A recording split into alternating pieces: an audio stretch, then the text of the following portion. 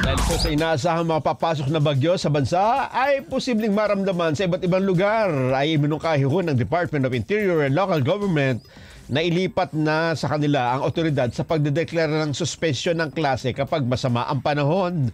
Ayon kay DILG Secretary John Vic Remulla, ito'y para mas maging mabilis ang pagpaparating sa mga local government unit ng impormasyon sa rekomendasyon na magsuspindi ng klase. Ayon pa rin naman daw ang ahensya sa anunsyo o weather forecast at ito rin ang magiging basehan kung dapat magsuspindi ng klase. Sila na magsususpende. DILG na. Sige nga, paliwanag mo nga, John Vic. Ang practice ko ng governor ko, talagang sisirhati ko lahat ng mapa kung paano parating.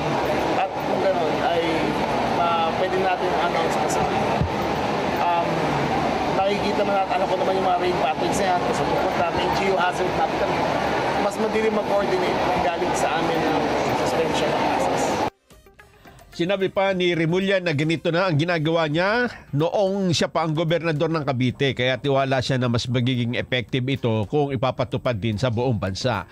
Sa ngayon ay tanging ang Pangulo, mga local chief executives ang may otoridad na magsuspindi ng klase depende sa sitwasyon sa isang lugar, lalo na kapag malakas ang ulan o may bagyo. Sumigat ako noon dahil nagkaroon akong hashtag walang pasok. Alas 5 ng hapon bago bumagyo, nagde-declare na ako ng walang pasok doon sa Cavite. Dito daw sa